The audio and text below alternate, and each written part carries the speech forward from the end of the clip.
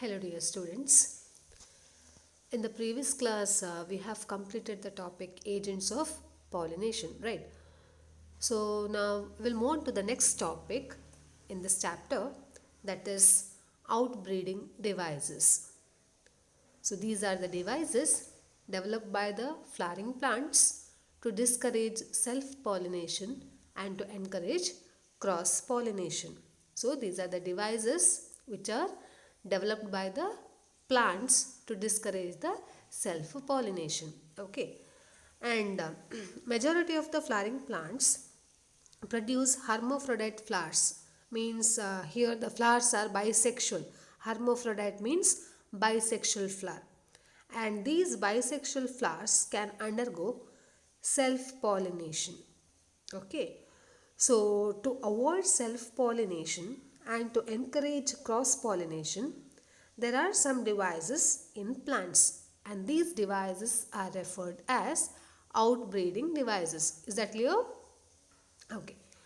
Now there are some outbreeding devices. They are avoiding synchronization, arrangement of anther and stigma at different positions, self-incompatibility, and production of unisexual flowers. Now let us see one by one. So the first outbreeding device is avoiding synchronization. That means in some species, pollen release and stigma receptivity are not synchronized. Means here the maturation times of the sex organs are different. So either the pollen is released before the stigma becomes receptive, or the stigma becomes mature, or the stigma becomes matures much before the release of pollen. Okay, so avoiding synchronization means here the maturation time of the sex organs are different. Either the stamen matures first or the pistil matures first. Okay. Now the second device is arrangement of anther and stigma at different positions. So that means in some other species, the anthers and the stigma are placed at different positions, so that the pollen cannot comes in contact with the stigma of the same flower. So in this way, self pollination is avoided. Okay. So the next device is self incompatibility. This is a genetic mechanism to prevent the self pollen from fertilizing the ovules by inhibiting pollen germination or pollen tube growth in the pistil. Okay, so self incompatibility means it is a genetic mechanism where the pollen grains of one species cannot, or pollen grains of one flower cannot fertilizes the ovules of the same flower. So this condition is called as self incompatibility. So in this case only cross pollination is possible. Okay, and the next device is production of unisexual flowers. So unisexual flower means it contains either male or the female sex organ. Okay, and in unisexual there are two types, male flower and female flower. So if the unisexual, what do you mean by unisexual?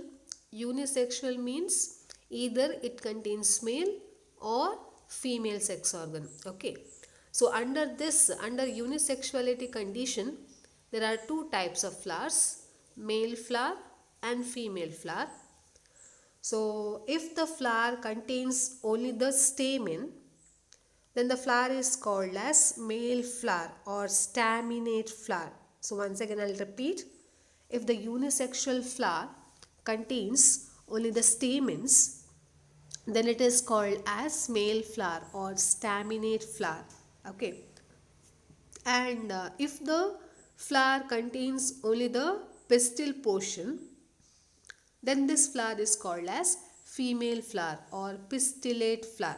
So the male flower is called as staminate flower whereas the female flower is called as pistillate flower. Is that clear? Now, if both these male and the female flowers are produced on the same plant, then the plant is called as monoecious. Once again, I'll repeat. If the male and the female flowers are present on the same plant, then the plant is said to be monoecious. For example, in maize. And if the male and the female flowers are produced on two different plants, then the condition is called as dioecious. So monoecious means this plant contains both male and female flowers, and the dioecious condition means this plant contains two different sex organs in two different plants. Is that clear? So these are about the outbreeding devices. Once again, I'll repeat the concept. Outbreeding devices are nothing but the devices which are developed by the flowering plants to discourage the self-pollination and to encourage the cross-pollination. And there are several types of outbreeding devices. They are avoiding synchronization, arrangement of anther and stigma at different positions, self-incompatibility, and production of unisexual flower. So avoiding synchronization means here the maturation time of the sex organs are different. That means here either the pollen matures first or the stigma matures first. Okay. And coming to the second device, that is arrangement of anther and stigma at different positions. Here in some other species in some other species of plants, the anthers and the stigma are placed at different positions so that the pollen cannot come in contact with the stigma of the same flower. So in this way self-pollination is avoided here. Okay. And the third device is self-incompatibility, and it is a genetic mechanism where the pollen grains of one flower cannot fertilize the ovules of the same flower. So this is a genetic mechanism. So in this way here cross-pollination is encouraged. Okay. And the fourth device is production of unisexual flowers, means either male or the female sex organs are present, and if the male and the female sex organs are produced in the same plant, then the plant is called as monoecious. If they are produced in two different plants, then the plant is said to be dioecious. Okay. So these are about the outbreeding devices. We'll move on to the next topic then, pollen pistil interaction. So it is a process in which pistil recognizes the compatible or incompatible pollen through the chemical components produced by them. So if the pollen is compatible, what do you mean by compatible and incompatible pollen? Right and wrong type pollen grains. Okay. So if the pollen is compatible, that means if the pollen is right type, the pistil accepts the pollen grain and promotes the post-pollination events. That means the pollen grain germinates on the stigma to produce a pollen tube. Is that clear? So, pollen pistil interaction means this is a process in which the pistil recognizes the right or wrong type of pollen through the chemical components produced by them. And what happens if the pollen grain is compatible or if the pollen grain is of right type? Then the pistil accepts the pollen grain and promotes the post-pollination events. That means this pistil accepts the pollen grain to form the pollen tube through one of the germ pore, and the contents of the pollen grain then move into the pollen tube, and this pollen tube grows through the tissues of the stigma and style, and finally it reaches the ovary. Okay. So if the pollen is incompatible, means it is of wrong type, the pistil rejects the pollen by preventing pollen germination or by preventing the pollen tube growth. Okay, if the pollen is of right type, then pistil will accept the pollen grain and it allows the pollen grain to germinate on the stigma. Whereas if the pollen is incompatible, means of a wrong type, then the pistil will reject the pollen by preventing pollen germination or by preventing the pollen tube growth. Is that clear? So in plants which shed the pollen grains at two-celled condition, the generative cell divides into two male gametes during pollen tube growth. Okay, so now how this generative cell is formed within the pollen grain?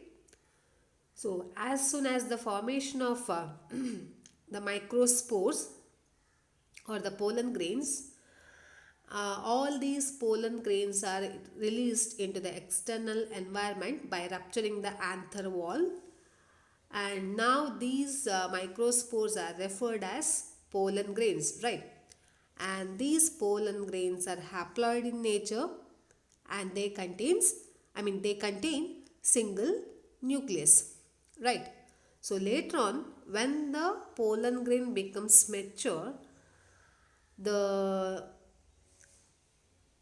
cell division takes place within the pollen grain, the nuclear division takes place followed by the cell division, so that here two cells, unequal cells are formed in the pollen grain, and the upper cell, the bigger cell is called as here the vegetative cell, and this vegetative cell, it has its own vegetative nucleus, whereas the lower smaller cell is called as the generative cell, and this generative cell also contains its own single nucleus. Right. Now after the formation of a vegetative cell and the generative cell, in some plants the pollen grains are shed at two-celled stage. That means by rupturing the pollen wall of the pollen grain, the pollen tube forms, and to this pollen tube all the contents of the pollen grain are transferred, and along with the cytoplasm, the vegetative nucleus as well as the generative nucleus are also transferred here. Later on,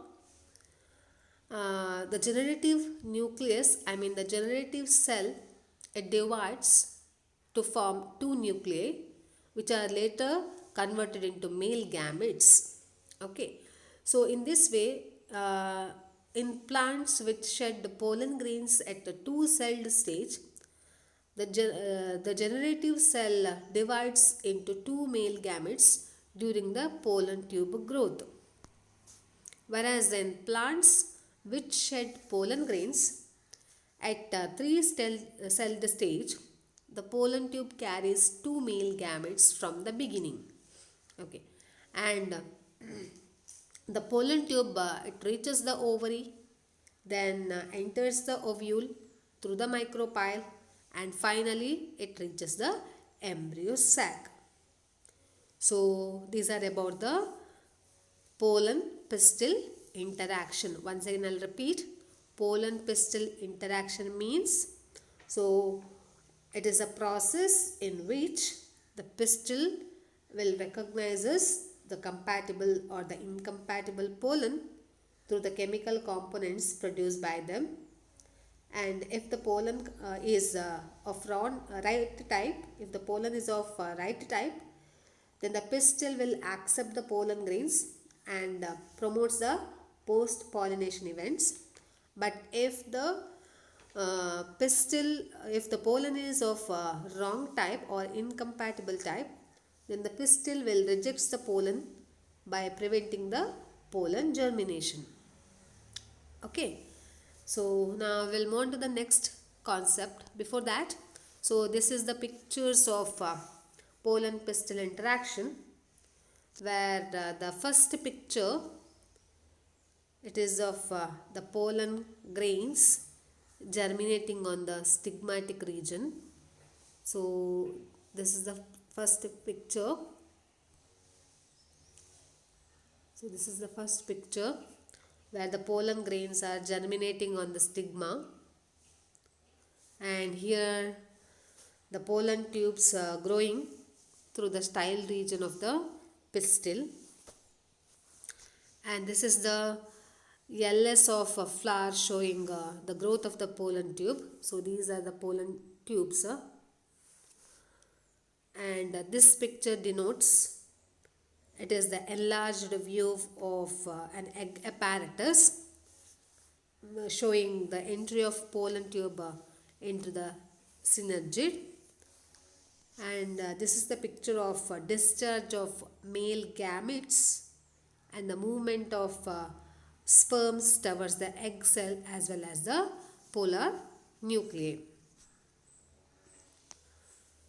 So these are about the pollen pistil interaction. Now the next topic is artificial hybridization. So what do you mean by artificial hybridization? It is a crop improvement program in which the desired pollen grains are used for the pollination. So once again I will repeat the definition.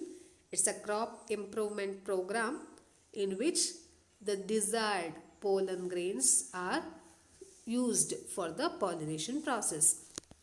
And this artificial hybridization is achieved by the following techniques. That means it includes two steps: emasculation and bagging.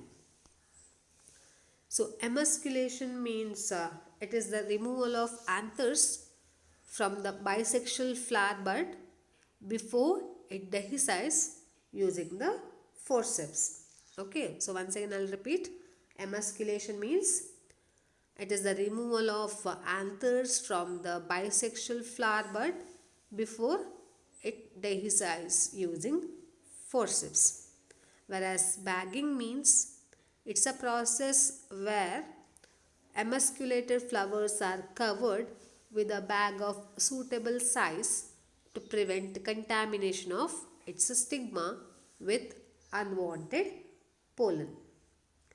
And here, when the stigma attains receptivity, mature pollen grains collected from anthers of male parent and are dusted onto the stigma.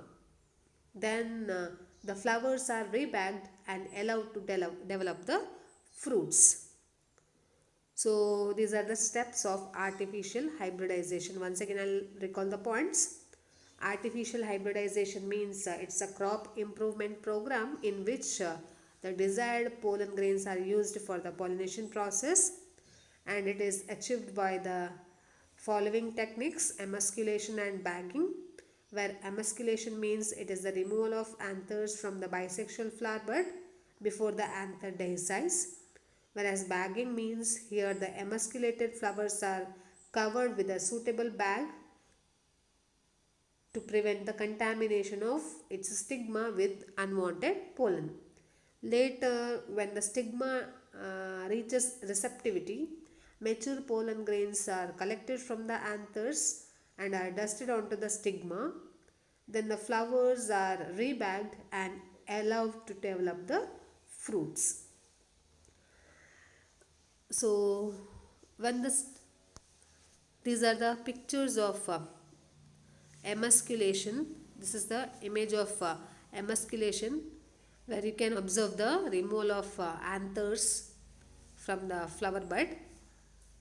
And after emasculation, the flowers are covered with the suitable bag, and this process is called as bagging.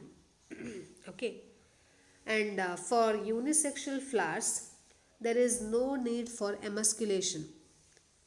So here female flower buds are bagged before the flowers open, and when the stigma becomes receptive, pollination is carried out using the desired pollen and the flower is rebagged. So these are about today's topic. Hope you all understood the class. Thank you.